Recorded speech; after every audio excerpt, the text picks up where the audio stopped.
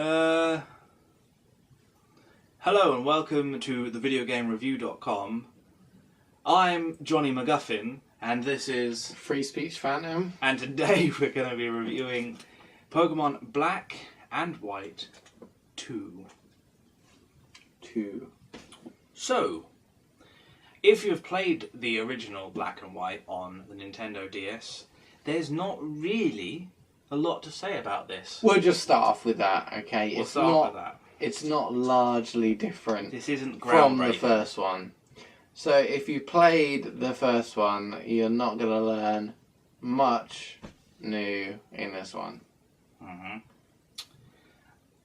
What has changed is, well, let's just say that in every Pokemon, you always have a starter Pokemon. You get 3 starter Pokemon. This time around, they are going to be the same as the 3 stars from the original Black and White, which did disappoint me. It's a cop-out. It's an absolute cop-out. It's, you know, never before has there been a game, or a Pokemon game, where, you know, you start from the 3 same, well, you get a selection of the 3 same Pokemon as you did in the previous generation. That's never happened before. Not in a direct sequel, anyway. Well, yeah.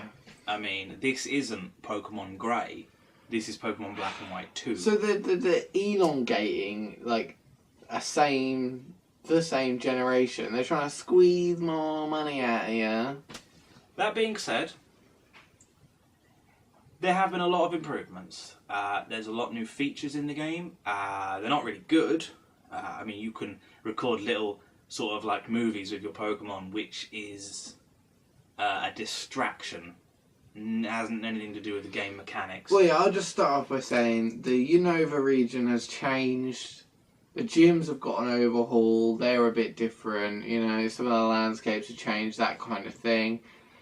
For me, that's the only thing I really noticed about the actual game, because you're playing in the same world as you did in Black and White, but, you know, obviously they've changed some things to not make it blatantly obvious. One of the plus points is that this time around you won't be capturing the brand new Pokemon from the original Black and White. You will also be capturing alongside them Pokemon from other generations, which when you completed the original Black and White, you were then able to capture previous generation Pokemon, but they will be available to capture from the start. So fan favourites like Butterfree and Beedrill are going to make a return, and they are game specific. So you'll have Butterfree, or you'll have Caterpie in White 2, and you'll have Weedle. They're version, in Black 2. They're version specific. I mean, I didn't see a Caterpie in Weedle. I just saw Butterfree and Beedrill. But basically, you've got certain version-specific Pokemon.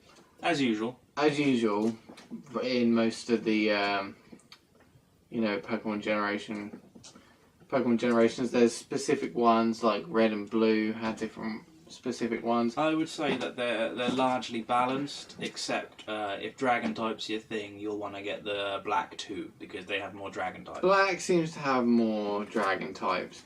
I think Black is the Blue of this generation. In saying that, I mean that it's an easier game because you get a better selection of Pokemon. Yeah. In every Pokemon generation, you tend to have the easier game that's tailored a little bit more for beginners. Only slightly, but we think Black is the easier game. Blatantly obvious, Black's the easier game. What else is there? There's a new tournament mode where you can fight against all of the gym leaders and champions from previous Pokemon games, which is kind of a nice touch, but again, it's a bit of a distraction. As for the changes to the game itself, the Pokemon game is a lot prettier this time around. It's improved upon Black and White, which was already quite an amazing looking game for the old DS hardware. And there's a lot more 3D elements in it. Not like 3DS element, but like when you're travelling through towns, there's a lot more 3D instead of just the 2D backdrop sprites. So it's a lot more visually impressive. But the whole thing does feel like a cop-out. It doesn't capture the glory of the original black and white. And it does kind of leave you wanting a little bit more. Well, yeah, you want a little bit more for your money. Because, I mean, as we've already said, it's not a completely new generation game of Pokemon, really. So, you know, if you love Pokemon and you like black and white, yeah, you'll want to get this game, but don't expect something completely new. No. And as an early adopter of the 3DS system, I am also disappointed that this generation Pokemon is still on the old handheld and not the new one. So we've got a whole other year to wait for a 3DS title, probably. It'll come. Time will come. Anyway, I've been Free Speech Phantom from thevideogamereview.com. And I've been Johnny McGuffin from McGuffin's Muffins. He's been Browlong, also from thevideogamereview.com. We'll see you next time.